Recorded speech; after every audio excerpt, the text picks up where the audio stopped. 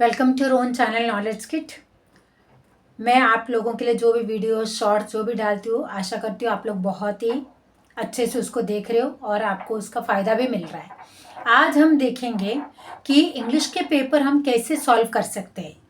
Solving करने का तरीका बहुत ही आसान तरीके से आप सॉल्व कर सकते हो। पहली बात तो इंग्लिश लैंग्वेज के साथ आप एक्वाइंटेड हो जाओ, और इंग्लिश पढ़ते पढ़ते मुझे लगता है आप लोग ज़रूर एक्वाइंटेड अच्छे से हो चुके हो, तो आपको सेंटेंस का मीनिंग समझ में बहुत अच्छी तरीके से आना चाहिए। वो सेंटेंस का मीनिंग आप समझ जाओगे तो आप उस क्वेश्चन का सलूशन भी अच्छे से कर सकते हो। जब हम इंग्लिश का पेपर सॉल्व करते हैं उसमें तो रहते हैं क्या, पैसेजेस। पैसेज में आपका सीन पैसेज आता है, अनसीन पैसेज भी आता है। तो सीन के लिए तो आप बहुत ही अच्छे से तैयारी कर सकते हो। सीन में आपको जो भी ग्रामर आप प्रैक्टिस करके वो ग्रामर आपको आ जाएगा।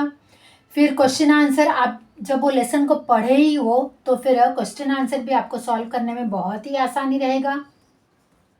और मीनिंग्स मोस्टली उसके सिमिलर वर्ड्स फाइंड आउट करने के लिए दिया जाता है, या तो वन वर्ड फाइंड आउट करो बोला जाता है पैसेज में से। इस वजह से आप उस लेसन के मीनिंग्स पढ़ लिया करो।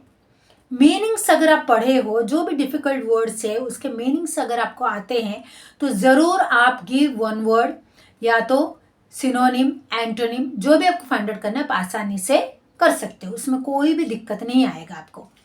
वैसे अनसीन पैसेज, अगर पैसेज में आप देख रहे हो अनसीन वाला, अनसीन पैसेज सीन पैसेज का जो आता है अनसीन पैसेज का भी वही आता है।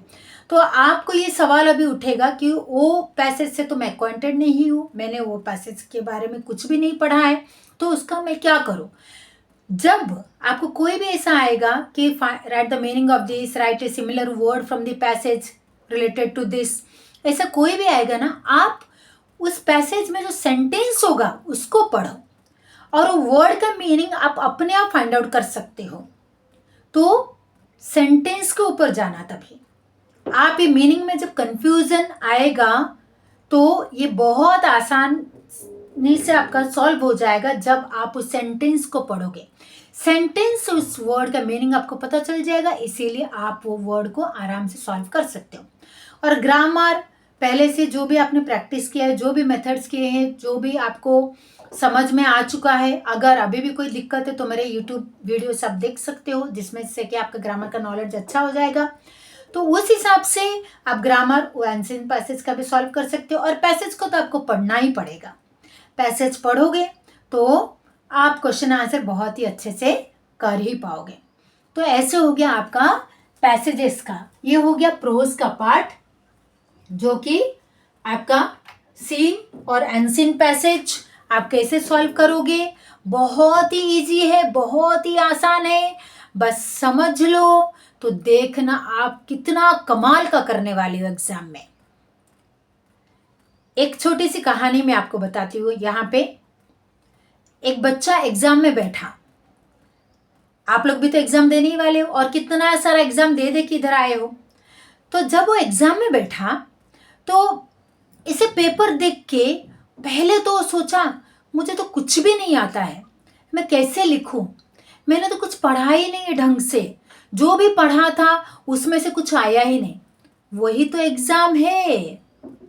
एग्जाम किसको बोलते हैं, जो आप अपने दिमाग से, दिमाग का सही इस्तेमाल करके लिख पाओगे, वही होता है एग्जाम। फिर वो बच्चे ने आंख बंद किया, 2 मिनट तक कुछ तो सोचा, फिर जो उसने लिखना शुरू किया, आजू बाजू किसी को भी नहीं देखा, बस लिखता गया लिखता गया लिखता गया। और अच्छी तरीके से नीट हैंडराइटिंग में इतना खूबसूरती से उसने लिखा और खुद के दिमाग को लगा के, और मार्क्स जब आए उससे ज़्यादा उससे के जो भी उसको जानते थे, जो भी उसके अपने थे, सब आश्चर्यचकित हो गए। इसीलिए अपने ब्रेन के ऊपर भरोसा रखो, सिर्फ अपने ब्रेन के ऊपर और कुछ भी नहीं। आपका ब्रेन आपका सही साथ जरूर देगा। सही समय पे सही साथ ज़रूर देगा। Keep on smiling, will meet in next video. और नेक्स्ट वीडियो में मैं पोइट्री के बारे में बताऊंगी, तो ऐसे ही मुस्कुराते रहिए और अपने ब्रेन को ताकतवर बनाइए।